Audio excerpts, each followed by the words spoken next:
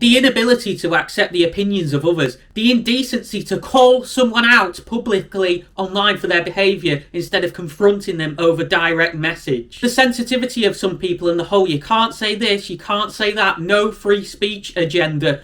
In June 2021, I made a video condemning the UK theme park community and everything I felt was wrong with it at the time. I'm not in this for a so-called community, a school, like, of people of different statuses. I'm in this to build my own fan base. Fast forward to December 2023 and I made another video basically completely contradicting that. In fact, I even condemned that very video I made in 2021 in that video, and I said back then at the end of last year that I was going to start interacting with the community more, viewing it in a more positive light. Fast forward to today, the 28th of August 2024, and I'm sat here recording a video now and I'm basically turning full circle. But it's important to note that my mindset on the subject of the community is actually quite different to 2021, and that is sure going to reflect on the content I go on to produce and how I start to interact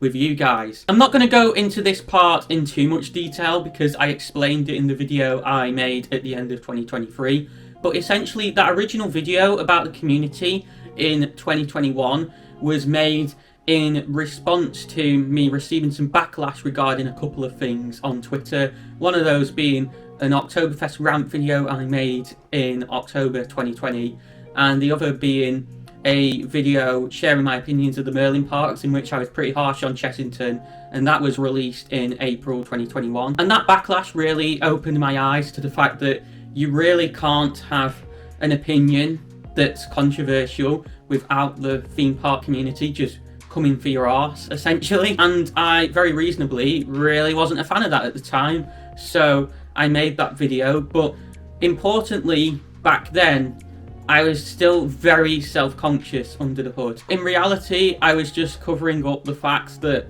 I was essentially going to become a keyboard warrior, rant all over the place when I felt there was a need to rant, and just ignore what anyone had to say in response. Like, I'm not even joking, and I'm really exposing myself here. I literally went through a big period where I just wouldn't open story replies on Instagram at all, and if you are a victim of that and you had something very nice to say, then all I can say is I am very, very sorry. But yeah, I wasn't in the best mental state of mind back then. We were just coming out of a certain pandemic and I was forced to stay inside for a year, even when we could go outside, because I am severely clinically vulnerable to the thing that was running rampant. But going forward into 2022 and 2023, my mental health did improve, kinda, but not entirely, because I then go on to release a video towards the end of 2023 when Hyperia's name got revealed with the thumbnail "This is terrible," which resulted in me getting a pretty sarcastic comment from the Thorpe Park social media team, which you'll all be aware of if you're a recent subscriber to the channel.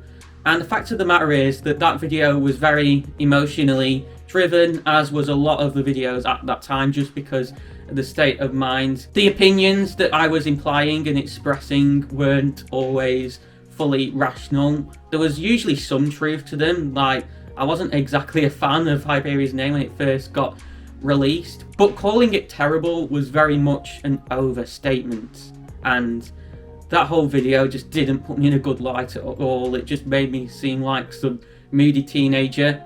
I'm 22, whether you believe it or not, and I simply couldn't cope with the fact that Thorpe saw me in that light, and that led me to believe that I needed to change entirely and just rant less altogether and have some sort of filter, which is why I went on to make that video at the end of 2023 when I still clearly wasn't in the best state of mind. Oh my word, the things I said I was going to do in that video in terms of embracing the community more, I couldn't have sent myself down any worse a path. Following that video, I started interacting on Twitter a lot more.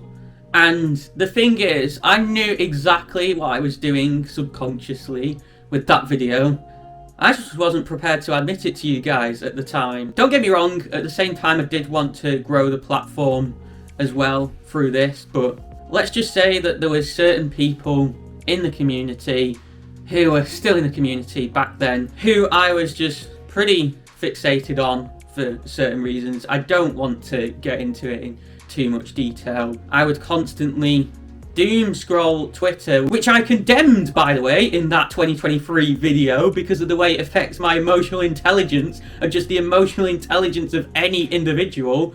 Like, if you're scrolling online, guys, you're gonna get sad very quickly. Because when you're doing that, you're not doing anything meaningful in your life in terms of working towards your goals. Therefore, you're not making any personal growth. In fact, you're hindering your personal growth. At first, I was kind of numb to it because I was very busy with university in the first few months of 2024. Therefore, I had a hell of a lot to be focusing my mind on and a lot to lose if I didn't. However, come the end of university in May, I uploaded a video to YouTube announcing I'm back, and I was really enthusiastic in that, saying I was going to be interacting more with the community again. Still very, very naive, clearly.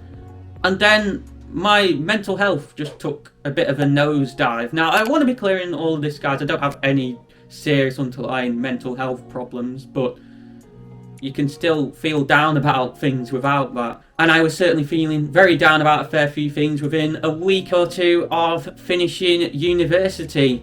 And for a while, I couldn't put my finger on why. Those of you who've seen my social media accounts during sort of June and July time would probably be able to gather that my head was just a complete mess. At one point, I made my Twitter account private for a good few weeks.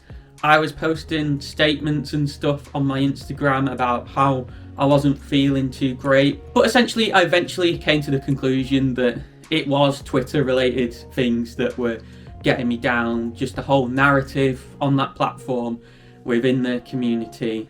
And it got to the extent where I lost the motivation to upload on this channel regularly, even though I said I was going to do that in the video where I announced that I was coming back to YouTube having finished university.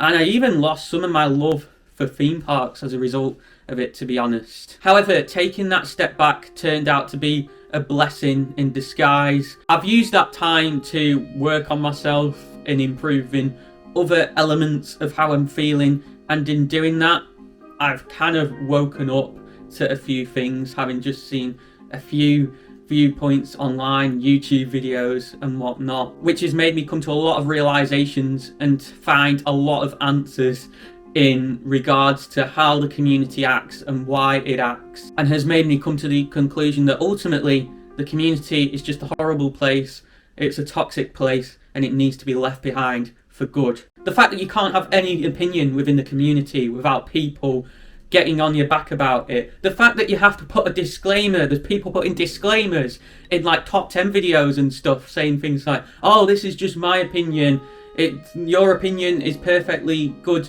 as well. Like, we shouldn't have to do that. The inability to accept the opinions of others, the indecency to call someone out publicly online for their behaviour instead of confronting them over direct message. The fact that people are so insensitive to serious issues, again, just always posting them online without going down the proper professional avenues to sort stuff out. The sensitivity of some people and the whole you can't say this, you can't say that, no free speech agenda, and the whole black and white attitude of people, in that regardless of how good a person you are, if you set one foot out of line, the entirety of Twitter is going to try and cancel you. The insane generalisation, of course there's going to be a couple of bad eggs here and there, but the fact that if someone has a bad experience with someone, they immediately assume that everyone else with common characteristics, whether that be age or gender, is also predatory. And the sheer amount of jealousy and petty high school drama amongst people when someone gets an article written about them stating that they've accumulated a six-figure income, or when some popular enthusiasts get invited to go onto a TV show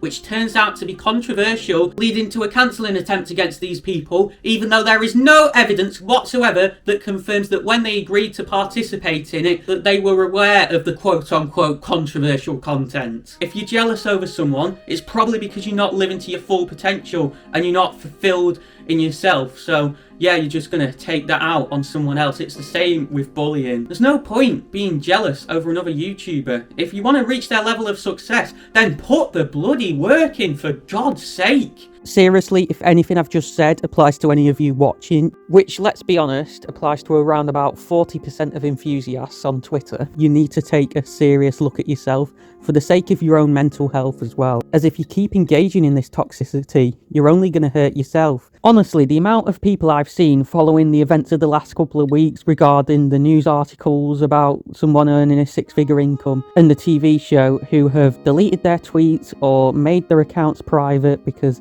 their mental health is on the decline, like, boo-hoo, it's your own bloody fault for getting involved in it. Like, you should never have done that. So let me tell you something, right? Let me tell you a realization I've come to, yeah? No publicity is bad publicity. And you know what that means? Any publicity is good publicity. Like, who cares what the community have to say, man? And this is the thing, right? In 2021, when I was stepping away from the community, as I said, I was still insecure. I still deep down cared about what they thought. Hence, I didn't open any story replies or anything like that. But my mind has reached a point of rest where I've come to the realization that all this negativity, it's almost always pretty much irrelevant within a couple of days anyway.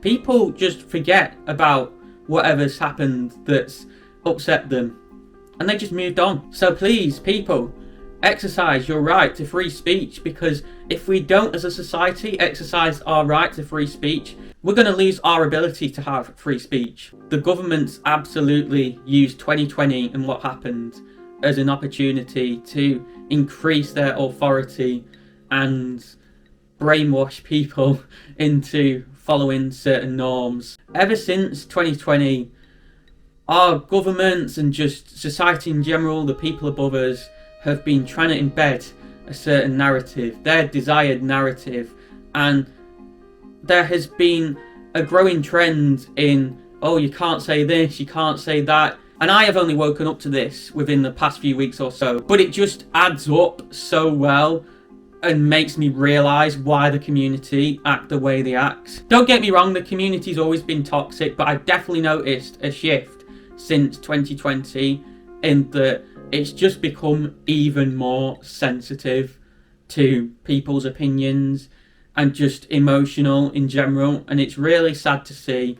And knowing this now, it's not just the theme park community this is affecting, it's just society in general. The theme park community adheres to the norms of society, and it's a shame that things are going this way. Never on the back of any negativity that I've been associated with has my channel took any form of decline. And I know that now you're probably saying, yeah, but what about cancel culture? Well, okay then, let's break down what cancel culture is. Someone is subject to a large amount of negativity to the point where they can't handle it anymore, so they choose, and that's the key word, choose to delete their channel. Which means that at the end of the day, you're in perfect control of whether you get cancelled or not. If you are constantly doom scrolling social media all the time as a content creator, then you are more likely to get cancelled. Notice how I didn't say posting there. You can produce as much as you want on social media. However, it's the consumption that has a notable degrading effect on your mental health. So if you're constantly consuming on Twitter and Instagram and TikTok or whatever people use these days, and you suddenly end up in hot water with the community, then yeah, there is a much higher chance that you will end up being cancelled, because you'll be in a worse mental state to deal with that negativity. Therefore, you'll be more likely unable to take the heat and you'll take yourself offline. If I stop doom scrolling social media all the time, and I've already been putting this into practice in recent weeks, and my mental health has just improved so much, I don't need to worry about any of the negativity. Now, don't get me wrong, the community can be arguably a positive place at times. There are some decent people you can potentially meet who would consider themselves part of the community. And I'm not through this video at all trying to encourage loneliness and people not to talk to other enthusiasts. It's just something that needs to be done in the correct way. I don't wish loneliness upon anyone. I've been there before, and in fact, let me know in the comments if you think this would be beneficial, but I am actually thinking of making a separate video on how to effectively make good friends for life with other enthusiasts without suffering the clutches of the toxicness of the community. I feel as a content creator, it's nothing but a distraction from your actual goals. Like when I look at my goals, none of them relate specifically to the community. And I used the excuse back in December of, oh, you need to interact with the community to grow more. No, you produce more content to grow more. And that is going to result in you attracting even more people who actually give a damn about you. Had to be careful with my words there. If you're doom scrolling social media, you are wasting valuable time you could be investing into your content. There's nothing more rewarding than when fans come up to me at Pleasure Beach and have a chat and or ask for a picture. There was someone who came up to me last week with, I believe it's a grandson, and just said to me like, oh, you're always on in my front room. And honestly, it was just so wholesome. We got a picture, and then there was that guy Jay back in July, I believe it was now, who we met at Pleasure Beach.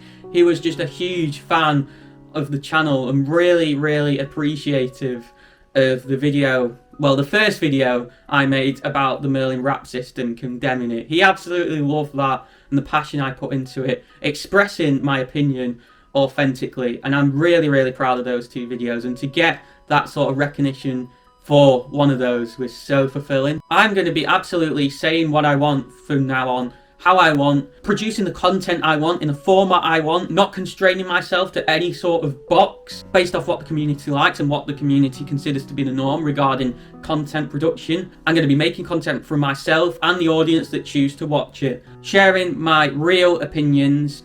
When I'm emotionally stable, I don't want them to get influenced by emotions. Hence, I'm still not proud of that Hyperion name reveal video I made. I don't want to suck up to a specific park for the sake of it, social status or whatever, because I feel like that's just a bit fake and I don't want to be fake. Each park, even Pleasure Beach, which I visit every week, has its positives and negatives.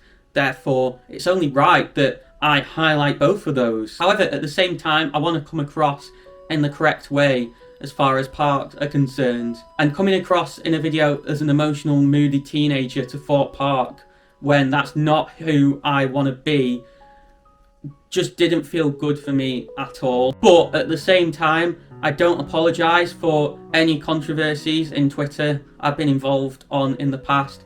I'm telling you, 90% of what I've said, even if it's rants, I don't apologise for. If you have a problem with it, then I'm sorry, but you're in the wrong place. I appreciate I'm not everyone's cup of tea, but I've never wanted to be everyone's cup of tea. I want to be authentic to me. I'm going to be interacting with you guys who choose to view my content and enjoy my content more on social media, because I realise this has been a big weakness of me over the past few years, especially because of how I was feeling in 2021 in terms of being self-conscious. In particular, I realise I'm really bad when it comes to replying to YouTube comments, so I'm actually going to start doing that now. I do apologise if your comment hasn't been replied to.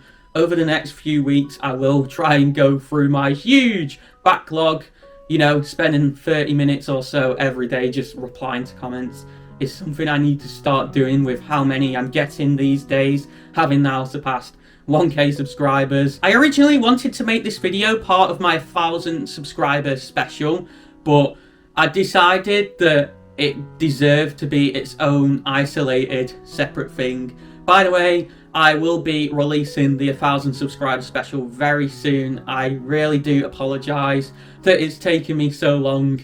I'm probably going to hit 1.1k before it comes out, which would honestly be hilarious, but hey ho, it's summer and there's a lot to talk about in terms of stuff going on at theme parks at the moment. But yeah, no making my Twitter account private, no apologies. I'm going to be me. I'm going to emphasise my funny personality. I'm going to be authentic. If I have an opinion of something, I'm going to say it. I'm not scared to do that.